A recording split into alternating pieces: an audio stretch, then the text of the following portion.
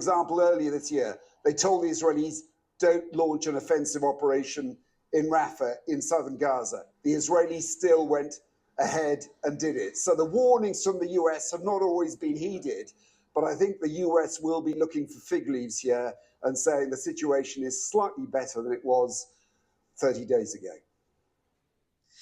Let's take a closer look at the numbers now on the amount of aid that is getting into Gaza. The United Nations says it's at its lowest level in a year. Prior to the October 7th Hamas attacks, there was an average of 500 trucks coming into Gaza each day. In October of this year, the UN says only 37 aid trucks were entering daily.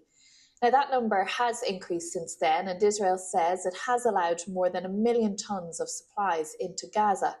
After the deadline, the US State Department said it had no policy changes to announce, but would continue to assess circumstances on the ground.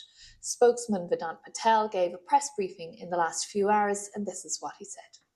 We at this time have not made an assessment that that the Israelis are in violation of U.S. law. I would not view it as giving them a pass because no one is up here, certainly I'm not, saying that the situation in Gaza or the humanitarian circumstances are rosy. It is a very dire circumstance, and what we need to see is we need to see these steps acted on. We need to see them implemented. Well, let's talk some more about this now. I'm joined by the BBC State Department correspondent, Tom Bateman. Tom, talk us through the US thinking on this, because it's saying that Israel has met the parameters, but that's not what we're hearing from the humanitarian agencies. Absolutely. I mean, what the Americans have said today is that Israel is taking steps to improve the situation. And therefore, and the key line there, as we heard from Vedant Patel, is they do not assess that Israel is breaking American laws around the distribution of aid, and crucially whether or not it's blocking aid, arbitrarily denying the access of aid into Gaza. And the key point here is that they have said that effectively they think the Israelis are kind of going in the right direction. They do expect more to happen, but they have responded to their letter.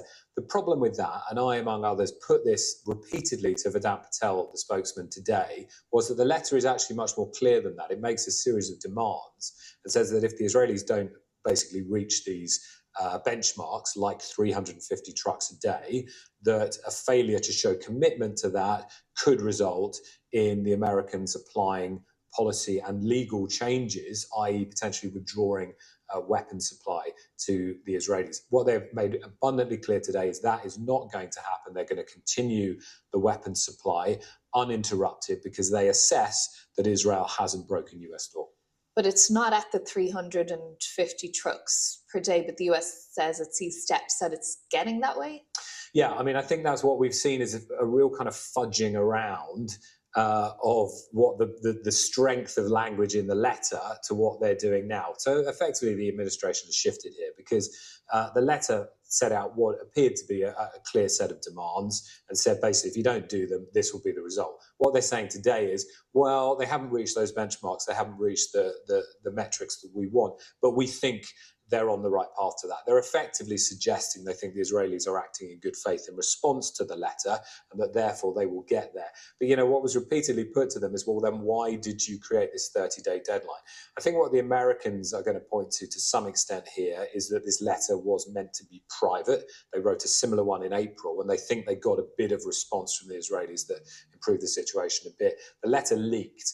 It leaked from the Israeli side. Remember, there's a lot of displeasure within the system in Israel, within the IDF, within the security system at Prime Minister Benjamin Netanyahu. It's not surprising there are perhaps people that want to damage him over this issue. We don't know exactly who leaked it, but that's how it came out. So the Americans have had to respond to it, but it hasn't had the same kind of process around it as some previous measures the Americans have taken this year. And I think that's perhaps why, particularly after the election, we know this administration's political capital, its ability to leverage Israel is now draining away. And that's why they're really not going to go any further with this letter. And just briefly, Tom, what does this mean for the military aid then that the US is supplying to Israel? Because there had been some hopes in some quarters that this maybe was a place the US could put pressure on.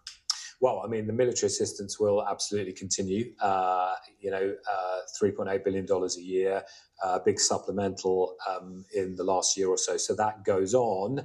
And of course, what you're going to see with the change of administration into the Trump era is going to be, very clearly labeled sort of pro-Israel policies, and you can expect that military assistance absolutely to continue. Okay, Tom Bateman, thank you for that.